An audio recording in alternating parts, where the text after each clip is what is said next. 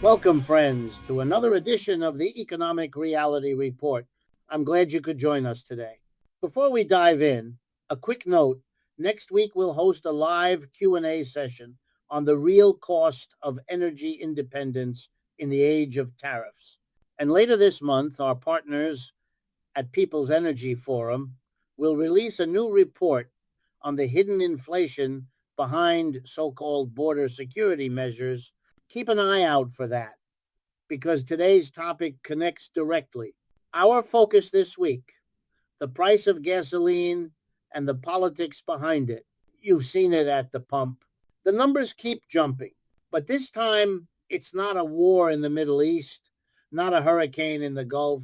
The cause is much closer to home. It's called Trump's border tariff, a 10% tax on crude oil from Canada, 25% on refined fuel and petrochemicals from Mexico. It was sold as protecting American energy.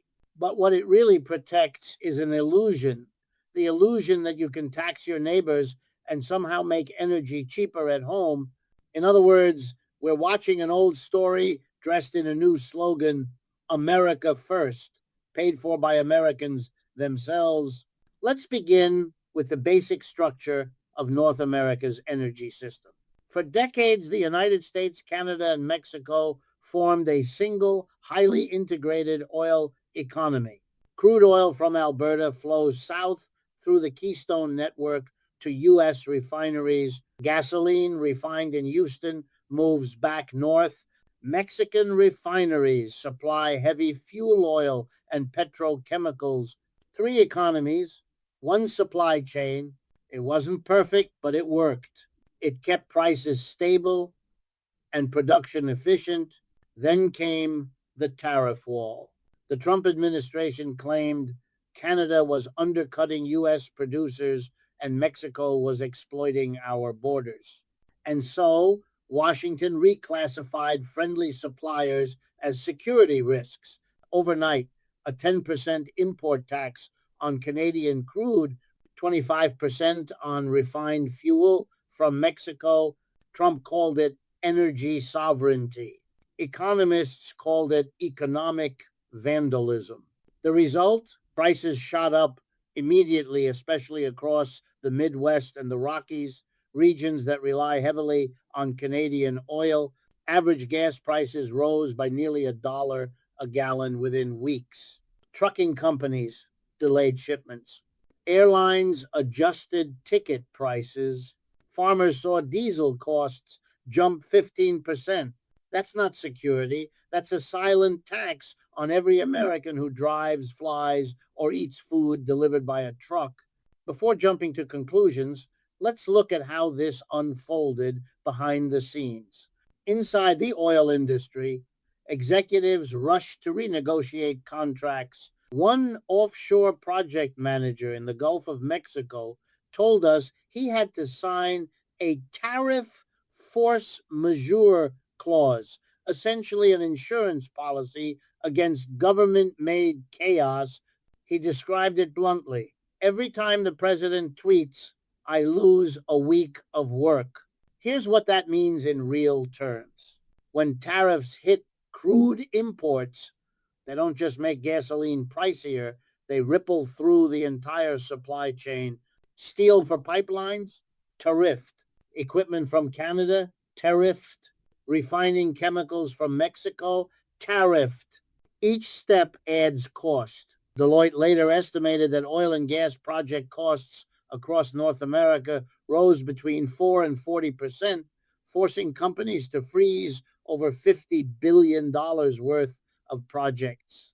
And still, the administration declared victory. We are defending American workers, Trump said, standing at a refinery in Ohio. But which workers exactly? The small refinery worker now facing layoffs, the truck driver paying more for fuel, or the energy investor cashing in on the price surge?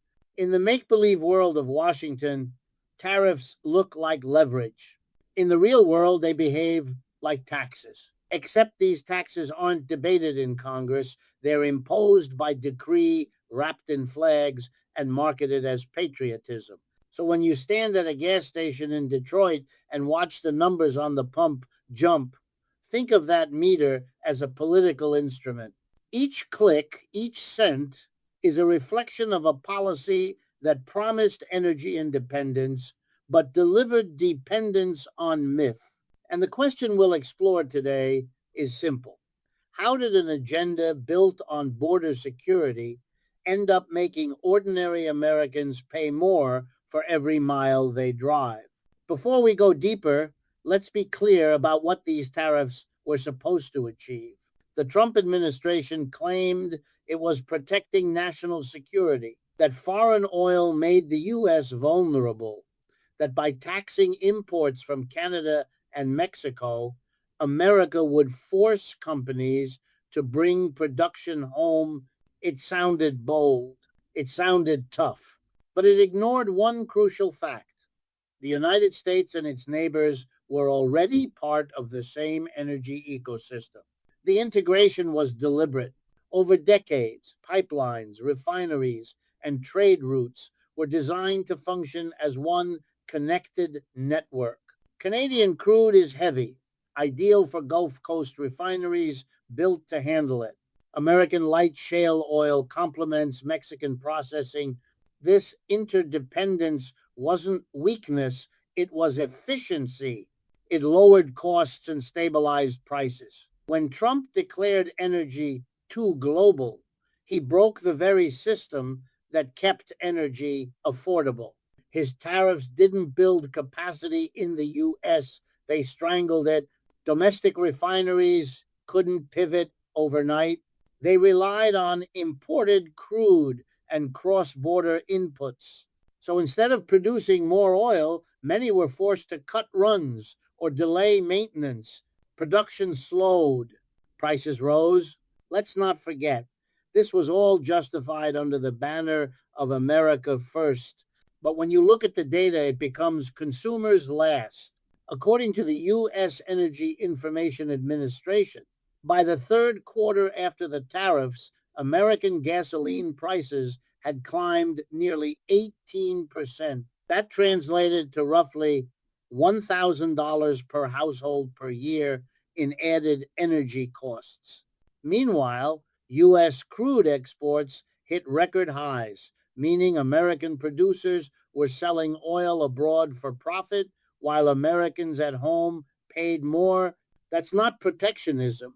That's profiteering with a patriotic slogan attached, and the logic behind it reveals a deeper pattern. Tariffs don't create independence, they redistribute dependency. Canada redirected much of its crude to Asia. Mexico began importing more refined product from Europe. The U.S., ironically, became more exposed to global price swings because its regional supply chains were fractured. In other words, Trump's energy sovereignty made the country more vulnerable, not less. But here's where the story becomes human, not just macroeconomic. On an offshore drilling project in the Gulf of Mexico, that same project manager we mentioned earlier was forced to sign what his company called a tax contingency clause. It was bureaucratic jargon for panic. Overnight, the cost of his imported steel casings rose 25%. Supply chains stalled. He had to halt work, renegotiate contracts, and issue layoffs. Every delay, he said, means hundreds of workers sent home without pay. Think about the chain reaction from that halted rig in the Gulf to the gas station in Detroit. The same tariffs ripple outward. A family pays more for gas. The logistics company raises freight rates. The grocery store hikes food prices. The working class, the very base Trump claimed to defend, ends up paying for policies that enrich the same energy conglomerates he vowed to rein in. This is called efficiency in the make-believe world of Washington, D.C. You create a problem, blame someone else for it, then sell the solution as nationalism. Economically, it's textbook misdirection. Politically, it's theater, but socially, it's devastating because when energy prices rise, everything else follows: transportation, food, housing. Inflation becomes political camouflage, masking the structural cause: tariffs dressed up as patriotism. And here's the irony: while ordinary Americans were told they were paying for border security, that money didn't build walls or pipelines. It went into the general revenue, a quiet, regressive tax on every gallon of fuel sold. The slogan said, "Make America Great Again." The balance sheet said, "Collect more from those who can least afford it." So let's be honest. This wasn't a policy failure. It was a political success built on public misunderstanding. Trump didn't misunderstand economics. He exploited it. He understood that most voters wouldn't read tariff tables or trade reports. They'd only see two things: a strong man punishing outsiders and a flag waving behind him. But that illusion has a price. You can see it right now, ticking upward on every pump from Minnesota to Montana. Now let's move from rhetoric to mechanics, because every tariff tells a story of how policy becomes price. When Trump imposed that 10% tax on Canadian crude, it sounded small, manageable, abstract. But oil is not like furniture or electronics. It's the bloodstream of the economy. Every product, every delivery, every mile driven relies on it. When you tax oil, you don't just tax imports, you tax motion itself. Here's what happened next. Refineries in the Midwest depend on Canadian crude for up to 70% of their input. They can't simply switch to domestic supply because U.S. shale oil is lighter and chemically different. Refineries are built, literally engineered, for the Canadian blend, so they kept buying it, tariffs or not. The result? The cost was passed straight through to consumers. Deloitte reported that energy projects across North America faced cost increases between 4 and 40% after the tariffs, especially in steel-based components, drilling pipes, offshore rigs, refinery upgrades. Over $50 billion in projects were delayed or canceled. Let's pause on that number. 50 billion. That's not theoretical. It's jobs, payrolls, contracts. It's the opportunity cost of performative economics.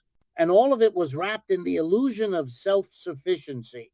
Trump told his rallies that America would no longer be held hostage by foreign energy. But his tariffs made America more dependent on imported goods needed to fix the damage they caused: imported steel, imported equipment, imported capital. The cycle fed itself. Don't be fooled by the phrase energy independence. It's an emotional term, not an economic one. In reality, modern energy systems are interdependent by design. Canada and Mexico aren't adversaries. They're extensions of America's production chain. Disrupting them doesn't make the U.S. stronger. It isolates it. Now let's zoom into one moment that captures this contradiction. On a windy morning in the Gulf of Mexico, an offshore project director named Alex sits in his floating office staring at a contract addendum titled Force Majeure Tariff Event. His voice in a recorded call trembles between frustration and disbelief. "We planned this field 3 years ago." Every dollar counted. Then Washington changes the rules and suddenly our whole model collapses. His company was forced to suspend drilling operations. Suppliers demanded new pricing. Investors threatened to pull out. Hundreds of technicians were sent home. That's what economists call policy shock, the unpredictable damage caused when politics overrides planning. From the outside, this looks like corporate adjustment. Inside, it's chaos. The national production curve, the one used in campaign speeches, to prove record output hides these local collapses. Behind every dip on that graph are people like Alex, facing debt, delay, and decisions no one can reverse. Meanwhile, on the surface, the administration pointed to rising U.S. oil exports as proof of success. Look, they said, we're producing more than ever. What they didn't mention was the cost. Domestic consumers were paying higher prices while producers shipped oil overseas to escape tariff-related bottlenecks. America had become a high-cost exporter, a contradiction wrapped in a flag. Historically, we've seen this before. In the 1,930 seconds, the Smoot-Hawley Tariff Act tried to protect American farmers and manufacturers. Instead, it deepened the Great Depression by choking trade and raising domestic prices. Nearly a century later, the logic returned, this time dressed in populist theater and amplified by social media. And so a policy that promised prosperity ended up reproducing the very dependency it claimed to fight. Energy costs rose, investment fell, inflation spread, but in political speeches, the message stayed the same: blame someone else. That's the real paradox of nationalist economics. It defines strength as isolation and then mistakes the pain of isolation for proof of strength. So the next time a politician tells you tariffs are defending American workers, remember Alex in the Gulf. His job was collateral damage. His signature on that force majeure clause is a footnote in the story of how populism taxes its own believers. Before we move forward, let's connect the dots. What began as a border tariff in Washington has now evolved into a continental distortion, one that reshaped the flow of oil, capital, and labor across North America. The justification was security. The outcome was scarcity. Let's begin with the geography. In the Midwest and the Rockies regions furthest from coastal import terminals, fuel costs have surged the most. Why? Because they depend almost entirely on pipelines from Canada. Tariff that crude, and you tariff their livelihoods. Every trucker, farmer, and factory in those states became an unintentional taxpayer in Trump's trade experiment. In other words, the wall he couldn't build with concrete, he built with economics, an invisible barrier made of tariffs and paperwork separating allies who had once built prosperity together. Now let's put some numbers behind the rhetoric. In the 2 years following the tariff's introduction, U.S. fuel prices in the central states averaged 30% higher than the national mean. Trucking companies reported operating costs up by 12%. Agriculture associations estimated a $5 billion loss from higher diesel expenses alone. Meanwhile, the supposed beneficiaries, U.S. refineries and drillers, faced higher equipment costs and falling margins. That's the contradiction. Protectionism that protects no one. And yet, politically, it was spun as a triumph. Trump toured refineries and declared, we're finally standing up for America's oil workers. Crowds cheered. Stock tickers blinked. But behind the curtain, the real winners weren't workers. They were speculators. Commodity traders betting on volatility saw their profits soar. As one analyst from Goldman Sachs put it bluntly, uncertainty is the new premium. Here's the irony. The very tariffs meant to stabilize energy independence turned energy into a casino. Prices rose and fell. With every new policy threat, every tweet, every hint of retaliation from Canada or Mexico. Markets no longer reflected supply and demand, they reflected anxiety and confusion. Let's not forget Canada's response. Within months, Ottawa redirected shipments toward Europe and Asia. New deals were signed with South Korea and India. Mexico accelerated talks with European refiners. America's two closest energy partners diversified away from the U.S. not because they wanted to, but because they had to. That's what happens when nationalism becomes policy, cooperation turns into competition, and everyone loses efficiency. Meanwhile, back in the U.S., the localization agenda, the idea that every pipe, every rig, every refinery component should be made domestically began to show cracks. Deloitte's report, circulated quietly through the industry, warned that material and equipment costs had risen between 4 and 40%. 40%. Imagine trying to run a capital intensive business when every input costs half again as much. Projects stalled. Investors froze funding.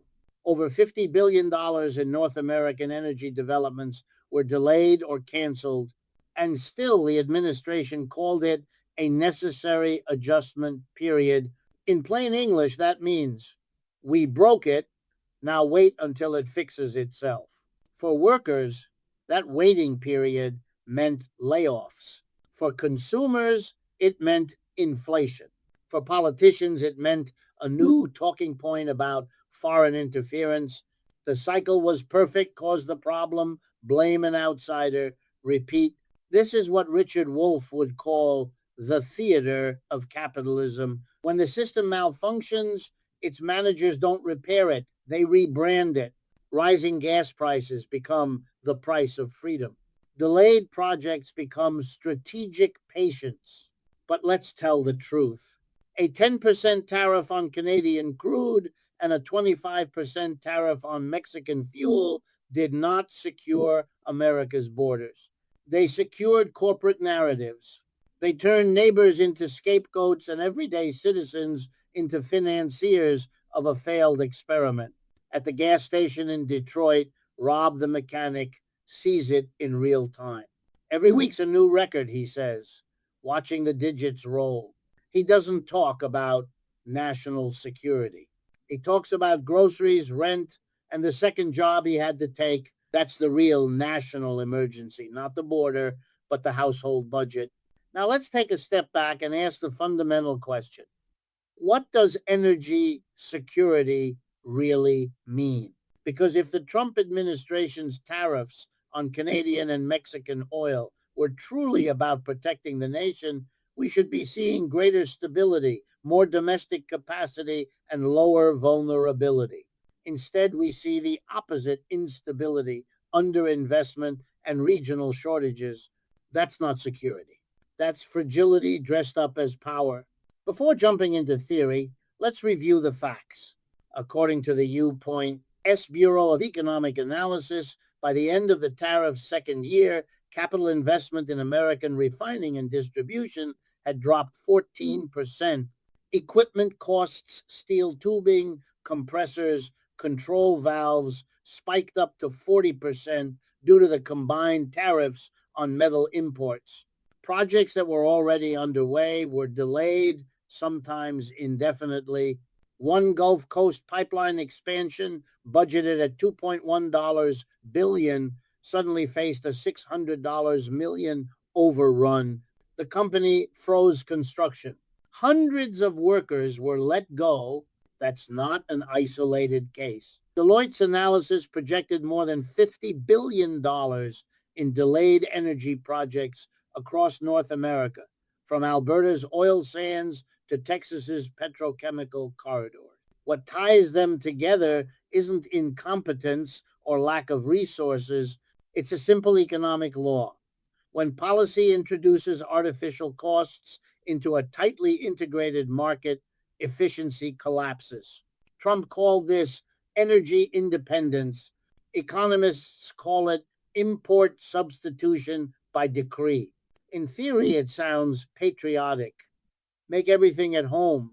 In practice, it's a bet that consumers will tolerate higher prices forever and that companies can operate without global inputs. That's not independence, it's delusion. Now, Let's talk about the moral language surrounding it. Trump's team justified the tariffs as defense against foreign manipulation. They spoke as if Canada and Mexico were hostile states undermining American freedom. But let's not forget, both are treaty allies. Both fought beside the U.S. in every major conflict of the past century. Both are part of the same North American energy network. So how did cooperation become threat? Through rhetoric, by turning interdependence into a political liability. And here's where irony meets reality. As these tariffs pushed prices higher, Washington continued to subsidize domestic oil producers with tax credits and drilling incentives, effectively paying them to produce expensive oil while consumers paid more at the pump. The wealth transfer was elegant in its simplicity, from working households to corporate shareholders, routed through patriotic language. Don't be fooled by the flag-wrapped slogans. Protecting American energy sounds noble until you realize that the average family in Iowa, Nebraska, or Montana now pays $1,200 more per year in transportation costs. That's not security, that's austerity. By another name, let's pause here and bring this down to human scale. Alex, the offshore project director we met earlier, still signs payroll every Friday.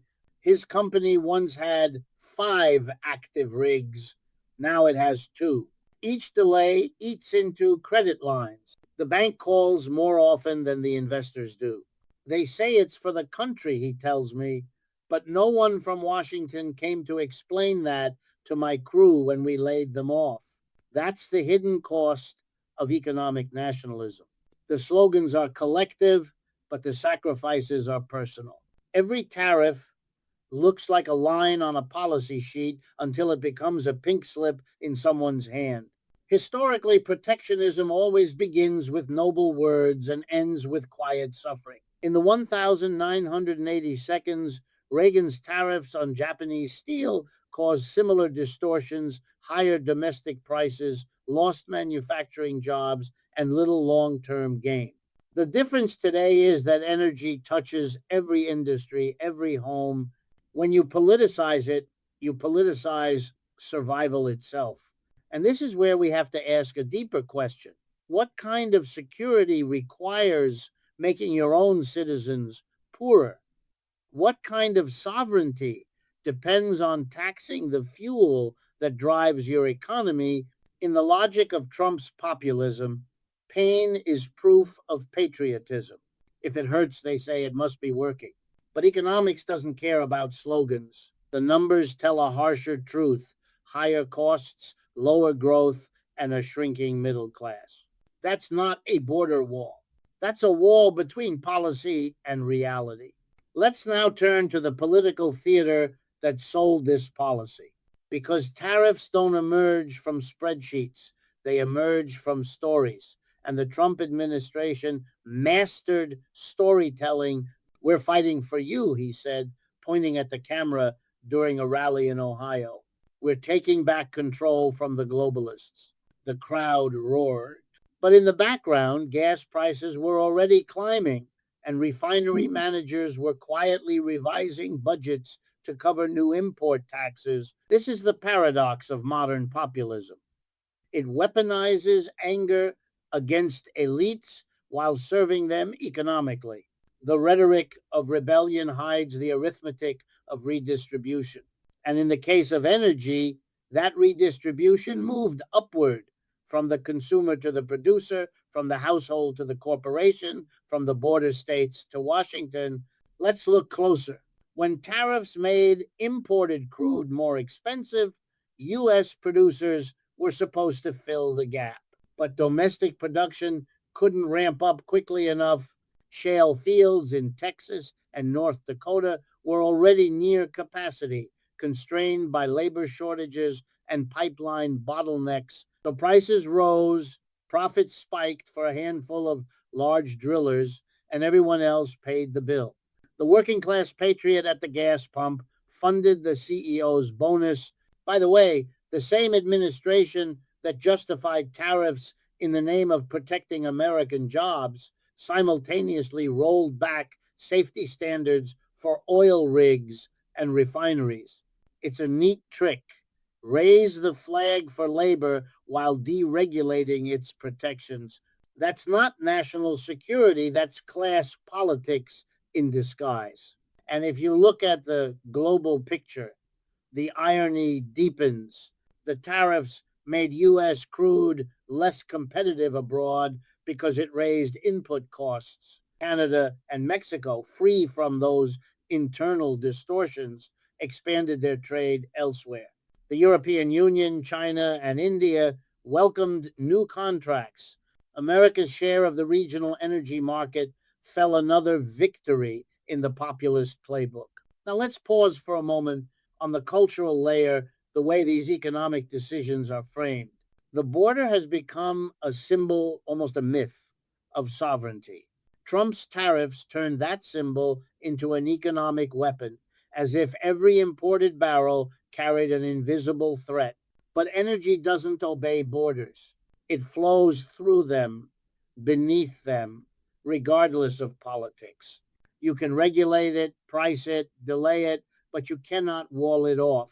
Still, the myth worked.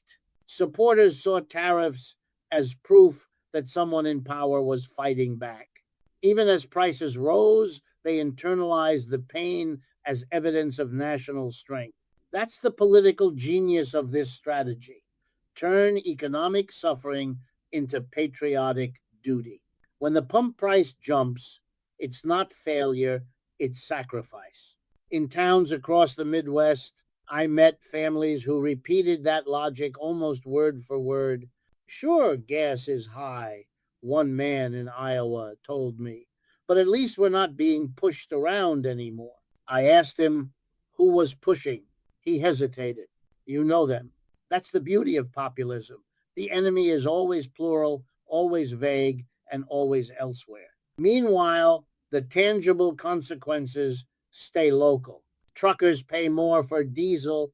Farmers cut acreage to offset fuel costs. Small manufacturers postpone hiring. And on Wall Street, energy stocks climb. This isn't a conspiracy. It's an algorithm, the way policy, capital, and ideology align when nobody questions who really benefits. Economically, Trump's border tariffs became what one analyst called a feedback loop of pain. The higher the price, the more patriotic the justification, the harder it became to reverse. Even after Trump left office, no administration wanted to appear soft on security. So the tariffs stayed. The policy outlived its architect. That's how demagoguery works. It builds myths that survive the man. But history reminds us that myths can't hold economies together. The idea that you can tax your way to sovereignty is as old as mercantilism. It failed then, it fails now. Energy self-sufficiency cannot be commanded by tariff. It must be earned through cooperation, innovation, and trust. And that trust between the US, Canada, and Mexico is what Trump's policy quietly dismantled. He called it a border. Economists call it a bottleneck. Either way, we're the ones waiting in line. Now let's examine how this illusion of self-sufficiency became a doctrine, almost a faith. Trump's advisors framed tariffs not as economic interventions, but as moral acts, a stand for the nation's dignity. We will no longer depend on foreign oil, he declared, even as U.S. refiners quietly imported millions of barrels of Canadian crude each day. The contradiction was breathtaking. America's independence depended on the very trade he was taxing. In policy terms, this was called strategic decoupling. In plain English, it was wishful thinking, the belief that you can unplug from an integrated economy without blowing a fuse. And in energy, that fuse blew fast. Let's look at what happened structurally. By 2022, the North American refining system had lost an estimated 6% of its throughput capacity due to tariff-related slowdowns. Small operators couldn't absorb the cost of taxed inputs, steel, valves, chemicals, and shut down temporarily. Larger firms passed costs along, embedding the tariff into every gallon of gasoline sold. Economists call it cost push inflation. Consumers call it gouging. And yet, public discourse remained trapped in the binary of secure versus weak. Trump's narrative had turned complexity into slogans. Anyone questioning the tariffs was branded as globalist, soft, or unpatriotic. The irony is almost Shakespearean. Citizens paying higher fuel bills were told they were doing it for freedom. But let's dig deeper into what freedom actually meant here. Was it freedom from dependence or freedom for corporations to pass costs downward? Freedom for workers to lose jobs in the name of nationalism? Freedom for politicians to claim victory while denying responsibility for inflation? This is the paradox at the heart of modern populism. It redefines sacrifice as success. Take Alex, our offshore project director. After months of delay, his company finally received conditional approval to restart operations. But the bank had raised lending rates. Suppliers demanded tariffs be built into future pricing. The project was viable again, only on paper. We're working harder to stay in the same place, he said. That's not growth, that's endurance disguised as prosperity. And here's where we can borrow a page from economic history. In the 1970 seconds, President Nixon imposed tariffs and price controls on imported oil, claiming they would protect American consumers. The result was chaos, shortages, rationing, and long lines at gas stations. Decades later, Trump revived the same playbook under a different banner, security instead of stability. The names change, but the results don't.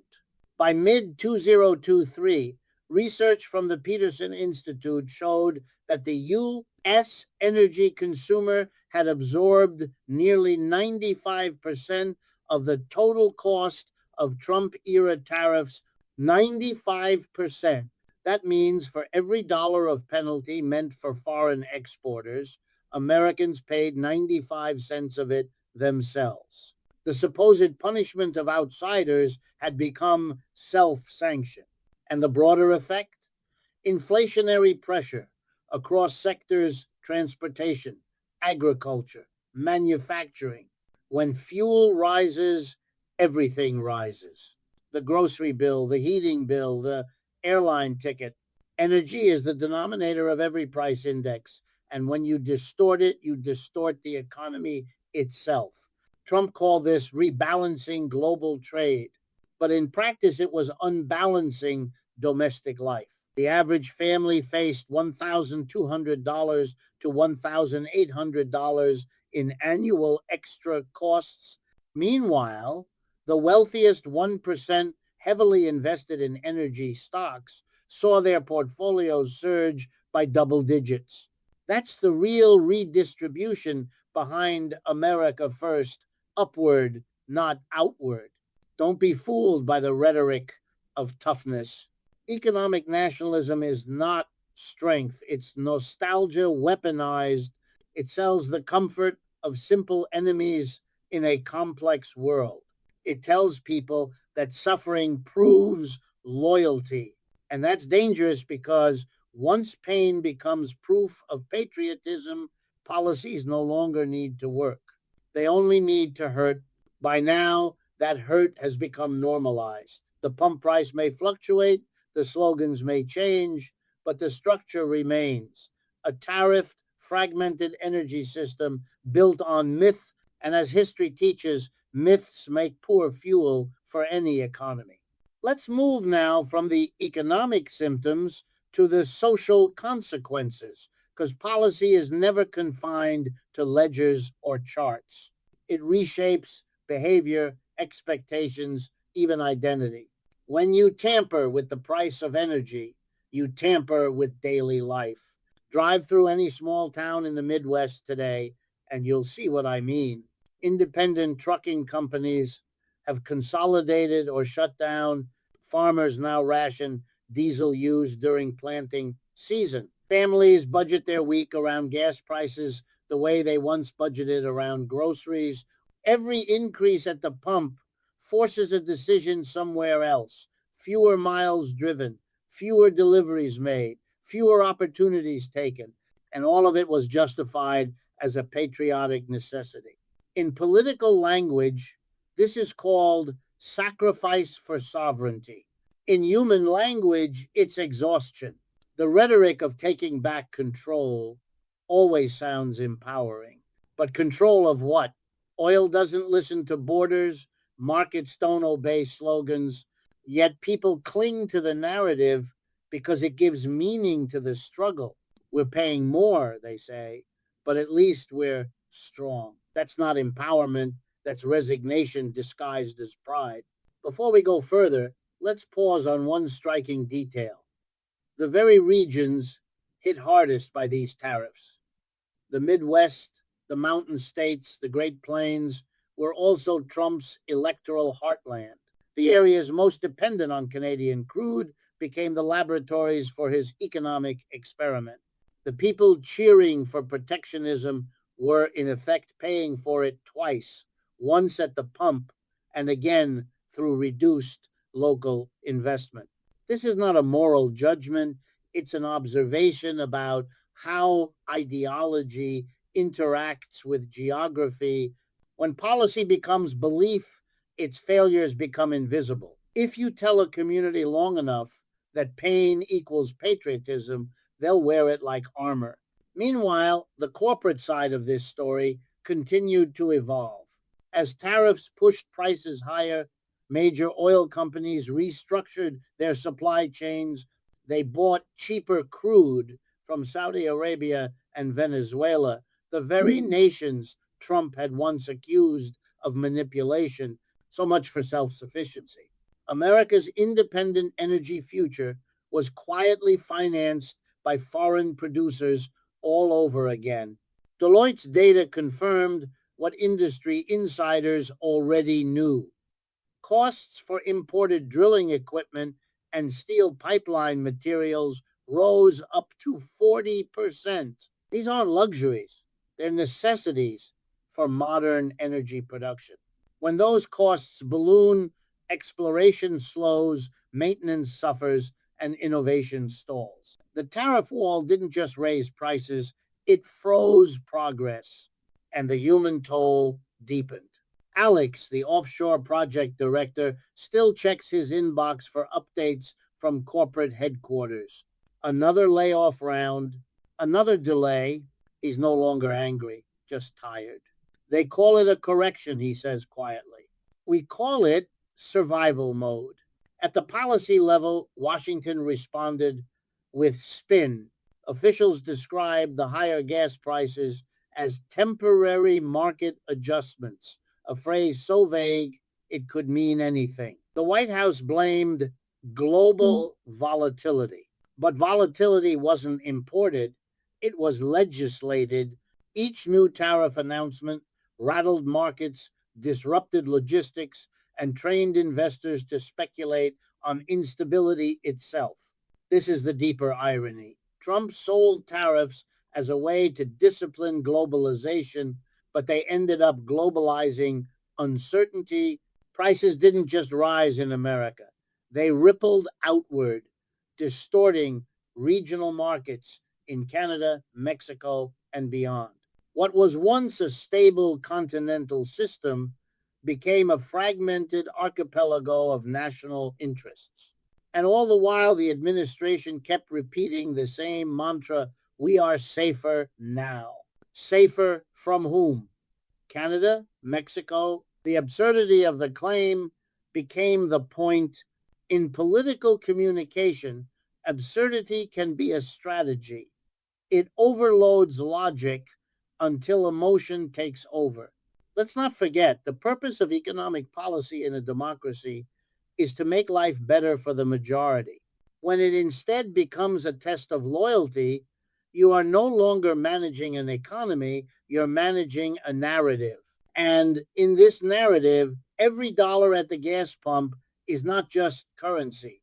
It's confession, proof that you believe, proof that you're loyal, proof that you'll keep paying.